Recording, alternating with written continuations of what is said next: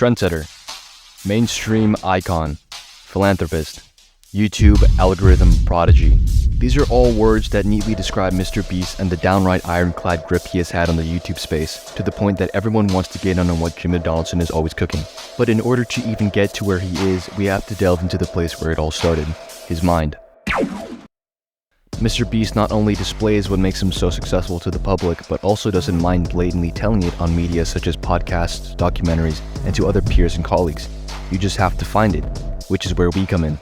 To keep it simple, there are only 5 main things that make up Mr. Beast's psychology, which you could apply to any entrepreneurial, adventure, and/or passionate endeavor. These 5 things you must understand are vision, investing to reinvest, obsession, knowledge of limitations, and self-belief.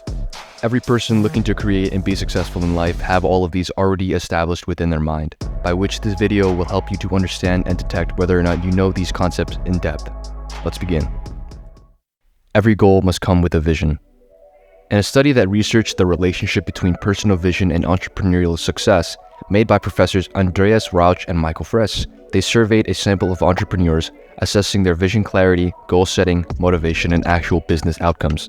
The study revealed that entrepreneurs with a clear personal vision were found to be more effective in setting and pursuing meaningful goals. A well-defined vision provided the entrepreneurs with a sense of purpose and direction, allowing them to set ambitious yet achievable objectives, which in turn enhanced their motivation, focus, and determination. Not only that, the study found that entrepreneurs with a strong personal vision were more likely to attract external resources, such as funding and support from stakeholders. Investors and partners were more inclined to engage with entrepreneurs who could clearly articulate their vision and demonstrate how their venture aligns with their long-term objectives. A compelling vision creates confidence and trust, increasing the chances of securing the necessary resources to fuel entrepreneurial endeavors, and in general being more successful. From the start, Mr. Beast had long set his sights on becoming a YouTuber, and this can be shown from both his videos and his own statements, him releasing videos predicting what he would be at in 3 years' time, 5 years' time, or even 10 years' time. He had the clear goal of hitting milestones and the motivation to achieve them at a certain date, which kept him pushing until he got to that milestone, setting his sights on the next goal and what he would do specifically to get there. It's like, what? And I was drawing 3-year plans. It's like, this will be here, this will be here, and this will be here, and like we killed all of them. But even then, like when I showed it to all the boys back then, they were like, nah, this is stupid. Like, moving on from that, the one thing that goes under a lot of people's noses, and the next trait on the list, is Mr. Beast's incredible habit of investing to reinvest. Not only does every video on Mr. Beast's channel increase in quality, budget, and production, and everything below it, it doesn't reuse or try to be cheap with its videos, opting to use profits from videos or other ventures to redirect back into the business in order to keep it growing. In order to scale anything to massive heights, you have to delay the rewards you get for much more extravagant, larger profits in order to be more and more successful and satisfied with any endeavor. If you run into success, that means that you can either use the success to cash out and buy materialistic items, or reinvest, expand your reach into different avenues, backing that venture with the success prior, and rinse and repeat until that system becomes self-sustaining. Or in Mr. Beast's case, guarantees hundreds of millions of views on his channels, breaks a record on the sale of burgers, donates and assists charities, and spreads his videos across every part of the world beyond the United States. At what point did you start investing into the videos at a different scale? great question. Literally, put on me, the entire time. You only have so much momentum at a certain point in time, so why not use it to get faster and faster until you can reach the stars? Obsession. Mr. Beast is levels beyond anybody in the YouTube platform, and a big reason for this widening gap in level is the fact that Mr. Beast aims to be YouTube itself. I'll explain what I mean later, but for now, let's redirect ourselves to another famous person who exhibited a similar level of obsession that Mr. Beast has. You know, basketball is my love, always have been, and I can't ever, envision an ending of something like that. You know, that passion that I have for the game, until I'm dead and gone. Until that's when it's, I could wait. I'm not in a rush. What's triumph mean? What do you associate with triumph? Winning, all the time, winning. 3, that's enough, isn't it? Enough for you? Enough for you. No, it's never enough. It's never enough as long as you... Michael Jordan displayed an exceptional work ethic and an insatiable hunger to be the greatest. He possessed an unyielding drive that pushed him to constantly raise his limits and strive for excellence. Whether it was practicing countless hours or relentlessly studying the game, Jordan was wholly consumed by his pursuit of perfection. Jordan's obsession was evident in every aspect of his game. He dedicated himself to mastering the fundamentals, refining his skills, and expanding his basketball knowledge. He would meticulously analyze opponent strategies, exploiting weaknesses and finding ways to elevate his own performance. His obsession with being the best translated into 6 NBA championships and numerous individual accolades, solidifying his legacy as a basketball icon, while also giving him the mindset and tools to then become a businessman and generate billions of dollars with brands such as Nike, Gatorade, etc.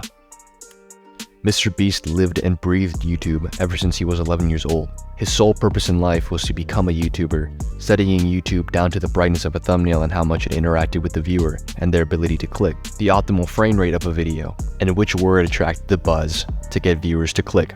We were all super small YouTubers, and we basically talked every day for 1,000 days in a row and did nothing but just like hyper study, like what makes a good video, what makes a good thumbnail, what's good pacing, like how to go viral. And we just call it like daily masterminds. We would just get on Skype every morning, and like some days like I'd get on Skype at 7 a.m. and I'd be in the call until like 10 p.m. and then I'd go to bed, I'd wake up and I'd do it again.